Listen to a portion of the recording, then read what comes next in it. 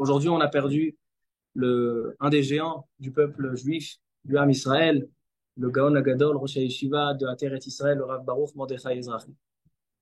Et je pense que l'enseignement qu'on a vu dans cette paracha lui correspond. Pourquoi? Il avait une particularité, le Rav Ezrahi, c'est qu'il a réussi à influencer des personnes, même ceux qui n'étaient pas ses élèves. La majorité du Tzibour, des Bnei Torah, on est tous impressionnés, inculqués par le feu de la Torah qui transmet. Jusqu'à l'âge de 93 ans, on le voyait dans des drachotes, etc. C'était incroyable de dire qu'il a passé les 90 ans.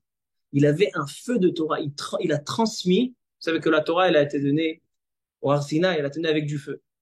C'était un, et quelqu'un qui arrive à transmettre la Torah lui aussi avec du feu, forcément que c'est rattaché à Mamad Har Sinaï. Et c'était un Rosh Yeshiva unique. À l'époque, il y a 47 ans, Tafshin Lamed Vav, quand il est parti de la Yeshiva de Hebron, il a ouvert sa Yeshiva à Teret Israël. C'est une Yeshiva qui avait très bon nom, des élèves. Combien des centaines ou des milliers de Rashi Yeshivot sont sortis de là-bas. Moi-même, j'avais des rabbanim qui étaient ses élèves de Yeshiva à Teret Israël.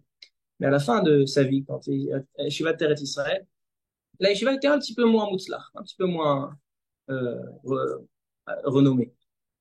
Mais j'allais de temps en temps prier là-bas le Shabbat matin.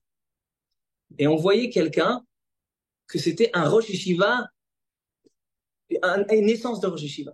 Il n'y a pas besoin d'Yeshiva pour être Rosh Yeshiva. C'était Rosh Yeshiva du Dor, Rosh Yeshiva de la génération. C'était une personne que son comportement, que sa manière comment il étudiait la Torah, sa manière comment il transmettait la Torah, sa manière comment il rapprochait les gens. J'ai entendu aujourd'hui un élève à lui qui a dit que le Rav Ezrahi, toute sa vie, il était persuadé que comment on peut faire du kirouv, comment on peut rapprocher les gens par le Omek Haïyoun de la Sugia. Étudier avec Louis Shor Nagar et Tapara, une Sugia dans le chasse, Be Omek Haïyoun, Be Omek Asvara, tu vas voir qu'il va faire tout. Il était persuadé de ça. Pourquoi? Parce que c'est vrai, c'était le feu du Har Sinaï. Il avait quand il vivait la Torah qu'il transmettait. Et il faisait vivre les autres. Il faisait vivre les autres. Combien de personnes de Maïshiva, j'étais pas intéressé, pas un de Maïshiva. Ils avaient un shiur de coaching, ils avaient un vad, c'était un Rosh Yeshiva unique, un Rosh Yeshiva qui a transmis ce feu. Et donc ça, je pense que c'est une prina de Abraham Avinu. Abraham Avinu, il était seul dans le monde. Il était seul dans le monde. Mais il a réussi non seulement à lui être rattaché à Kadosh Baruch Hu, être parti, de représenter, avoir éloqué Abraham, que Akadosh Baruch Hu rayonne par sa personnalité, mais il a réussi aussi à influencer la génération et son entourage. Et que Bezrat Hashem, qui prie pour que la guerre se termine sans Ifgaïm, et que tous ceux qui doivent rentrer à la maison, qui rentrent à la maison, Baruch